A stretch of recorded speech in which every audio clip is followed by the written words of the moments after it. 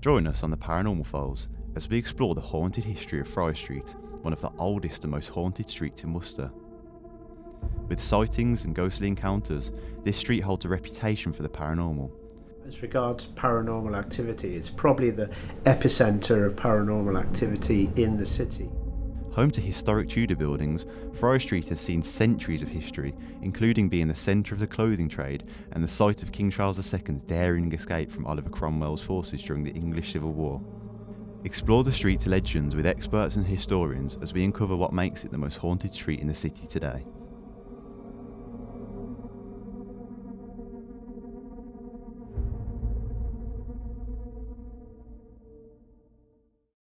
The most notable buildings on Friar Street are the Greyfriars and Tudor House Museum. The Tudor House Museum, built around 1520, consists of three buildings, Building 38, 40 and 42. Building 38 is the oldest, constructed in 1490 as a chapel. It saw lots of fighting during the Civil War, and musket balls have been found in the fireplace. The house was in the middle of a lot of the fighting at the time of the English Civil War. The Battle of Worcester famously took place on the 3rd of September 1651 here in Worcester, and Friar Street was proper front line. The street was running red with blood, mainly of the Scots army that Charles II had brought down into Worcester, and it was an overwhelming victory for Oliver Cromwell. This house, amongst nearly every other house in Worcester, was ransacked at that time. So the house has had quite a checkered past. Lots of, obviously a lot of people lived here, but originally the houses were built as part of the clothing trade for broadcloth. The house has been occupied by weavers, clothiers, carpenters, a baker and a 17th century solicitor's widow. Some of the clothiers who lived there also brewed beer on the premises, and in 1652 a pub was established in the middle of the property, which ran until 1907 when a tragic incident occurred. The chief brewer didn't show up that day, and one of the regulars of the pub decided to help brew the beer. He unfortunately fell into the vat of beer and died from his injuries 3 days later. He went at the back and they had some boiling mash tubs.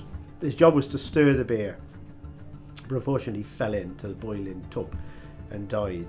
When they pulled him out, he eventually died of his injury. His wife wasn't very happy, so she sued the landlord of the pub, Mr. Walker. It went to court, and Mr. Walker got fined £604. So that ruined the landlord. He went bankrupt. So the pub finished then, but it had a good run. After this, Richard Cadbury, the son of the chocolatier, purchased the properties and turned the house into the Tudor Coffee House, which ran from the First World War to 1921. During the Second World War, the house was used as an air raid warden's post and a place for evacuated children. It was later put up for auction and became the Museum of Local Life in the 1970s after being purchased by the council, and became the Tudor House Museum it is today in 2003. Visitors to the museum have reported paranormal activity, including objects moving on their own and feeling a presence in the upstairs landing. There's been paranormal activity upstairs here on the landing. People have felt things, seen things moving, and I think a lot of paranormal activity is stemmed from activities or situations that have occurred of either great sadness or great violence, and I think they've left their presence here. I did have a lady last year who showed me a picture taken from across the road of a face in the window, which nobody knows who it was. She took the picture when the house was closed, but it's a clear picture of a face. We have had paranormal groups hire the place out on numerous occasions and stay here overnight and do a bit of ghost busting. What they find, I don't know. Once believed to have been a surviving part of Franciscan friary, the Greyfriars was originally built for a wealthy city merchant and twice High Bailiff of Worcester, Thomas Green, and rescued from demolition and restored in the mid-20th century. Samples taken from the ancient timbers of the property reveal that it was built in 1489. The building has been home to influential citizens and criminals and was witness to the Civil War. In 1936, Worcester City Corporation ordered the demolition of Greyfriars, which had been decaying for years, but the outbreak of World War II in 1939 disrupted the plans, and in 1943 the property was purchased by Major W.J. Thompson of the Worcestershire Archaeological Society, who made emergency repairs. Elsie and Matley Moore restored the building in 1949 in exchange for lifelong tenancy. The building now houses a collection of fascinating objects, many of which are discarded historic materials. Visitors to Greyfriars have seen a figure in a black coat standing at the top of the stairs, looking down. It is speculated that this may be a member of the Street family who stayed at Greyfriars for a long time and disappeared under mysterious circumstances, possibly meeting a violent end. There are supposedly two spirits, one of which people have seen walking next to me. Although I haven't seen them myself, people have seen a dark figure walking up the stairs with me. And I think it was one of the Street family who mysteriously went missing. The first building on Friar Street is the Talbot Pub. Before being turned into the pub it is today, it was originally a coaching inn from the 13th century. The pub is said to have a very haunted history, with a lady in old-fashioned clothing being continually spotted disappearing in and out of the window in room 11 by visitors. A phantom black cat has also been seen wandering the hotel, adding to the pub's eerie reputation. The Cardinal's Hat is one of the oldest pubs in Worcester, built in 1495. In the 19th century, a fire broke out in a room upstairs. Since then, the room has been known to get unexplainably hot. Objects have seemingly moved on their own, and items have fallen from the walls without explanation, and faint conversations have been heard despite no one being around. The first floor has been said to be especially mysterious, with a small blonde child seen running around. There's a lot of paranormal activity there, but that's been a pub since 1495, so there's been a lot of goings on around there. The Cardinal's Hat remains a fascinating destination, offering a glimpse into the supernatural history of the area.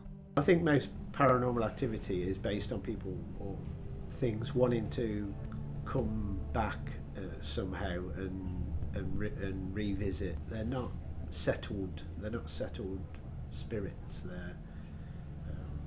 There's a reason, and usually it's some either violent reason or they're looking for something or someone. That's my personal opinion. I personally have never, other than the orb, I've never seen anything. People tend to see them near me more than anything, but they're still creepy places to be at night. Cafe Piano's history is rich with diverse transformations, having once been a bustling bakery and having served as various cafes, including Café Rouge. Despite these changes, vestiges of its past remain, and patrons have reported eerie occurrences within its walls.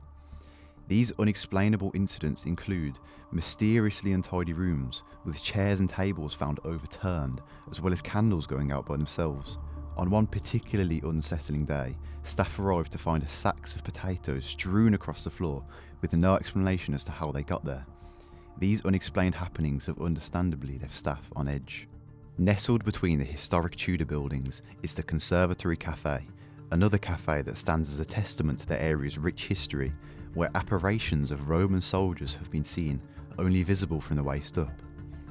Upon closer inspection, it was discovered that the road and the floors in the cafe had once been much lower, explaining seeing only the top of the soldiers. The aftermath of the Civil War left the streets red with blood. Among the many tales of the war's lasting impact is the haunting of the alleyway beside the Nash House, where a ghostly presence is said to linger to this day. According to local legend, the alleyway is home to the ghost of a Civil War officer by the name of Colonel Orville. His body was found slumped against the wall in the alleyway, and the Colonel's spirit supposedly still haunts the alleyway to this day. King Charles House is the most historically significant of the Craddock's Brewery pubs, as it was through this pub that the King himself is believed to have escaped from after losing the final battle of the English Civil War. There is even a plaque outside which recounts the King's escape from the city via this house on September 3rd, 1651. Today, the King Charles House stands as a living monument to this remarkable moment in history.